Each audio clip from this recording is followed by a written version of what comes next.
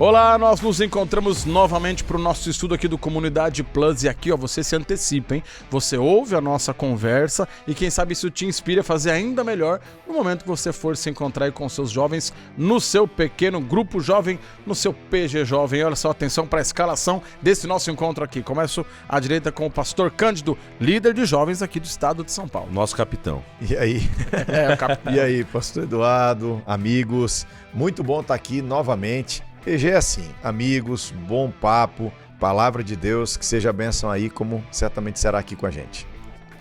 A seguir, pastor Gabriel, da nossa associação da PAC. Se fosse uma escalação, já tá aquecendo aqui. Tô me aquecendo aqui já pro jogo. Eu sei que ele joga no ataque, mas ele é forte. Eu colocaria ele na defesa. Viu? Galera, uma alegria estar aqui com vocês, uma alegria estar com você de casa aqui em mais um encontro para essa comunidade que tem sido uma bênção todas as semanas. Eu não quero que acabe, sabia? Eu também não. Tá terminando, Olha, mas não quero que acabe. só depende de nós ficarmos aqui. Não sei se eles vão ficar, mas... 1 hora de episódio. Pastor Didi com vocês, o inacabável pastor Didi, então. A inacabável, agora que tem que inabalável. Salve, pessoal. A gente já se conhece. De São Paulo pro Brasil, pro mundo aí, tamo junto. E quando eu era magro, eu era atacante. Agora eu tô jogando na zaga. Né? Diz quanto mais velho e mais forte a gente vai ficando, a gente vai indo mais pra trás. Hoje eu tô no gol. Hoje eu Sou tô no reserva gol. do goleiro. Com esse pensamento, estamos quase no gol, né? É Bom, isso sou eu que leio. Isso. É isso? Mateus capítulo 26, versículo 75. Um texto escrito por mim. É isso mesmo, né? Esse de Mateus, não. Não. Eu já ia questionar toda a autoria do livro. Rapaz, eu fiquei assustado aqui. Bom, Você não tem autoridade profética pra mudar o texto. Não. Da liçãozinha. a lição, isso, pronto. aí sim. Beleza. Então vamos lá. Desculpa, Didi. Deixou a bola, Excelente. deixou a bola na grande área. Não teve jeito. Lágrimas de vida. O texto está em Mateus 26, 75. Então Pedro se lembrou da palavra que Jesus lhes dissera: antes que o galo cante, tu me negarás 3 vezes. E saindo dali, chorou amargamente. Lágrimas de vida. Vocês observaram que todos os textos que o pastor Didi escreve têm vida? Sim, cara, isso é Lágrimas. pro bom observador. Pro bom observador. Eu observei no momento que ele historiador. mencionou, mas eu aprecio muito todos os textos que o pastor Didi escreve, assim como os demais. É muito bom mesmo. Agora, pessoal, a gente vai falar aqui de um tema que é delicado. Nesse trimestre, a gente está partindo da reflexão aqui de João, né? No Espaço Jovem, a gente estuda o Evangelho de João, mas a gente também escolheu fazer eco essa reflexão no nosso bate-papo de pequeno grupo, para a gente aprofundar, a gente ter conversas mais sensíveis e tal. E eu queria já começar aqui essa primeira pergunta, direcionar para o pastor Gabriel. Pastor, a gente vê uma história aqui interessante, né? O Pedro, ele comete ali um erro e tal, mas tem uma hora que cai a ficha. Como é que a gente pode ter essa experiência também do cair a ficha, cair em si e a gente finalmente alcançar o verdadeiro perdão? Essa é uma pergunta muito bacana, né? A cena... Essa sim. Essa sim. né? A cena de Pedro, pra mim, eu tenho até um estudo que eu faço sobre isso, que Pedro começa a cair quando lá em cima, quando Jesus fala assim: olha, hoje o pastor vai ser preso e as ovelhas vão se dispersar. Ele olha pra Cristo e fala assim: Senhor, todo mundo pode ir, mas eu vou contigo até a morte. Uhum. Na autossuficiência ele começa toda uma queda que vai durante todo o dia numa sequência de erros que leva a essa cena que a gente tá vendo. E eu imagino que nessa cena aqui é a cena mais pesada, porque Pedro tá ali ao redor do julgamento de Cristo e o assunto que estava nas rodas de conversa era o julgamento, era a pessoa que estava sendo julgada, era Cristo, e não em título de defesa, mas em título já de zombaria de Cristo. E Pedro, por 3 oportunidades, ele está à distância, se escondendo, tentando se disfarçar como um da multidão. E é curioso como quando o cristão muitas vezes quer se disfarçar como um do mundo e não consegue. Era o que estava acontecendo com Pedro. Pedro estava no ambiente errado, com as pessoas erradas, tentando se fazer de um deles, mas ele não era um deles. Então as palavras, o modo de se portar, tudo revelava quem Pedro era. E por 3 vezes, 3 oportunidades, vocês conhecem a história, Pedro nega Cristo. Na terceira, eu acho muito bacana, muito educado a Bíblia usar a palavra Pedro praguejando disse que não conhecia. Porque praguejar não é exatamente o que o texto original vai te dizer, porque o texto original vai dizer que Pedro usou palavras de baixo calão, palavras feias, torpes, os famosos palavrões. Então, na atitude, Pedro tomou uma atitude drástica de falar meia dúzia de palavrão para dizer, eu não conheço a Cristo. Naquele momento o galo canta. E o Espírito de Profecia coloca que naquele momento ele olha para Cristo, e Cristo olha para ele. A Bíblia. A Bíblia fala sobre isso. Também. Então Também, você vê nesse corte de Cristo olhar para ele, eu fico imaginando a cena. Cristo já estava sendo esbofeteado, já estava sendo julgado, já estava sendo xingado, já estava sendo injustiçado. E naquele momento, no meio de todo aquele sofrimento, Cristo para olhar para Pedro. E Pedro encontra o olhar de Cristo.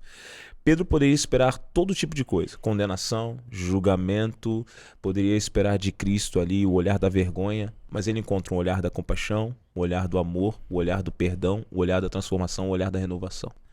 Então, se eu pudesse dizer para alguém como eu posso alcançar o verdadeiro perdão, é só você olhar para Cristo. Uau. Se você olhar, você vai alcançar. Porque foi por isso que ele veio. E o legal, né? Quando a gente olha para Cristo, a gente descobre uma coisa incrível. Ele já está olhando para nós. Ele nunca perdeu a gente de vista. Muito bom. Incrível. Eduardo, queria direcionar uma para você. Uma pergunta. Você já teve, em algum momento da sua vida, assim, uma pessoa que você precisou liberar um perdão especial, igual Jesus olhou para Pedro naquele momento? Já teve alguém que você teve que olhar e liberar esse perdão? E juntando com essa pergunta, talvez um testemunho pessoal, é possível a gente liberar o perdão mesmo antes de a pessoa pedir perdão? Sabe, Cândido, acho que todos nós aqui nessa mesa e quem está assistindo já precisou passar por essa situação, circunstância. Não é fácil. A gente tem falado aqui que o perdão, ele é divino, a autoria não é humana. Agora, você sabe que a ofensa diz muito ou diz pouco sobre aquele que errou, mas diz sobre aquele que errou. O perdão diz muito sobre mim. O perdão diz muito sobre mim. Então veja que a gente está separando aqui o ofensor do que foi ofendido. O que mais eu tenho com aquele que me ofendeu? Talvez eu não tenha muito mais o que fazer, mas eu ainda tenho perdão, porque o perdão diz muito sobre mim, não mais sobre ele. Então a gente está concentrando sempre no que ofendeu, aquela coisa do... Isso é imperdoável, né? Talvez você já se sentiu em uma situação que é imperdoável, seja qual que seja a questão, isso é imperdoável. Biblicamente não, né? Biblicamente tudo é perdoável e louvado seja Deus por isso. Não todos nós Amém. aqui estaremos condenados. Agora o erro diz respeito a outra pessoa. O que diz respeito a mim é o perdão. E aí eu estava separando um texto bíblico aqui, o livro de Efésios, capítulo 4, verso 32, fala assim: sejam bondosos, tenham compaixão uns dos outros, perdoando-se como Deus os perdoou em Cristo. E aqui é o checkmate, né? Amigo, olha, o perdão não é sugestão bíblica. O perdão é algo que deve acontecer para todo cristão que um dia foi perdoado para Cristo. Isso abrange cada um de nós. E aí a perguntinha até fala assim: eu devo me preparar antecipadamente? E a minha resposta é que sim. Porque se você está esperando uma ocasião só para mostrar perdão, talvez o perdão ainda não tenha te alcançado. Então é libertador quando você perdoa alguém que nem te pediu perdão ainda. Quer dizer que a sua situação está resolvida. A do outro, não sei. Depende muito dele com Cristo, dele com a situação. Mas a minha está resolvida. Então a pessoa nem pediu perdão, mas eu já lhe perdoei. Por quê? Porque eu fui perdoado por Jesus Cristo antes. Nada disso é fácil, viu? Nós não estamos aqui vivendo no mundo da utopia. Mas o perdão é bíblico, o perdão é divino e ele é possível para cada um de vocês aí. Eu acho que a gente vê muitas pessoas que não perdoam porque colocam, como você diz, na mão do outro essa chave. Então a pessoa fica trancada em amargura, em acidez, enfim, uma doença emocional, porque ela deixou a chave na mão do outro. Enquanto a pessoa não vier pedir, tem que ser convincente, tem que se humilhar. Exato. Às vezes a pessoa até vem, não, mas não é desse jeito. E ainda fala, e se vier ainda vou pensar se vou perdoar. E a pessoa, ela tá quebrando uma ponte pela qual ela vai ter mais cedo ou mais tarde que passar também. E esquece de uma coisa, né? Quando Jesus ensinou uma oração do Pai Nosso, que é uma das orações mestras, Cristo coloca lá, né? Perdoai as nossas dívidas, como nós perdoamos os nossos devedores. Então, o perdão do céu também está vinculado. Deus está nos ensinando uma lição. Somos perdoados todos os dias, devemos perdoar também. É verdade, a gente só consegue receber o perdão. A oração parece dizer assim: você só vai receber perdão quando você liberar o perdão. Porque, na verdade, Na verdade você não vai conseguir perdoar enquanto você não receber e não entender o meu perdão de fato. Enfim, esse é um tema delicado. Agora, pastor Didi Didio falou que era um episódio de 1 hora hoje. É verdade. Foi o dia que É complexo. Não passou nem 10 minutos. Então a gente pode... Vocês ainda tão acelerados. Assim. Agora, Didi, olhando para essa história, né, que você nos trouxe aqui de uma maneira muito reflexiva, que decisões práticas, que estratégias a gente pode utilizar, aplicar na nossa vida para a gente conseguir tratar as pessoas como Jesus tratou Pedro? Porque não é fácil, né? Não. Genial, né, esse texto, pessoal? As perguntas costuradas. As ideias, concatenadas. Cara, eu vou sugerir uma leitura, pode ser? Pode, claro. É um livro chamado Ego Transformado, do Tim Keller. Esse eu já li. Esse livro uma semana. 40 páginas, uma horinha. Esse livro é o exemplo de que as melhores coisas...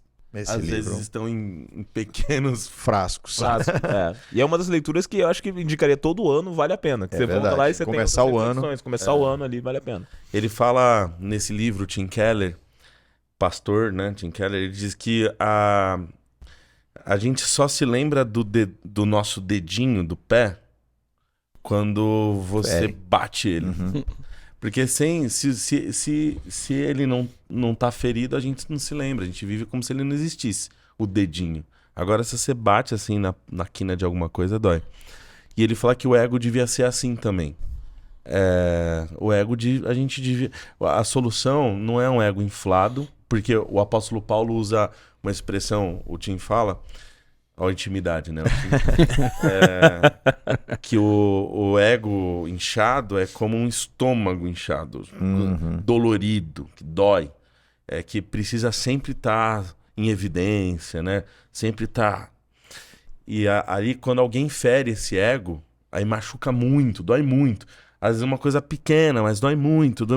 E nenhuma atitude de quem feriu é suficiente para acalmar. Uhum. E a solução para isso não é um ego murcho. Não é um ego, aquele baixa autoestima. É o cara que se machuca de propósito e tal.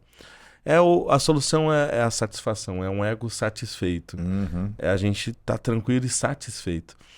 Então eu acho que passa por esse caminho da gente tá tranquilo, tá satisfeito. Eu tô resolvido com quem eu sou, com aquilo que eu consegui fazer da minha vida até agora. E Jesus me satisfez, né? Porque acho que a gente pode olhar de maneira prática para isso. Eu erro, e se eu consigo me perdoar, eu também consigo perdoar alguém. Você sabe quem você é, né? Você sabe que ele já te perdoou, que você se perdoou, você foi gentil com você. Talvez assim você consiga também ser gentil com as pessoas que te feriram. Mais ou menos. Sensacional. Eu acho que alguém certa vez falou: perdão é uma perda grande. Você perde muitas coisas quando perdoa. Inclusive, você perde o direito de jogar na cara, de fazer revanche, de se vingar. Você perde o direito de punir aquela pessoa com o seu ódio, com o seu silêncio, ou com a sua distância e etc. e coisa. Mas, como falei ainda agora, não perdoar é você destruir uma ponte pela qual mais cedo ou mais tarde você também vai precisar passar. Enfim, Perfeito. Nos perdoe, a gente passou uns minutos aí, mas estou entrando na do Eduardo aqui. Mas, pessoal, o bate-papo podia ir longe aqui, mas eu acho que as ideias que foram colocadas foram muito especiais, muito importantes, e eu agradeço vocês pela contribuição e peço ao pastor Gabriel, nos despeça em oração, pastor. Por Maravilha, gentileza. vamos orar então. Querido Deus, obrigado, Senhor. Obrigado porque pelas maravilhosas histórias da Bíblia podemos aprender como recebemos de Ti o perdão e como podemos estendê-lo a outras pessoas. Te pedimos que cada um que está sendo abençoado com esta lição possa aprender de Ti, conviver contigo e ser um instrumento poderoso em Tuas mãos. Permaneça em cada casa que está estudando, que está se reunindo agora. Tudo isso eu te peço em nome de Jesus. Amém. Amém.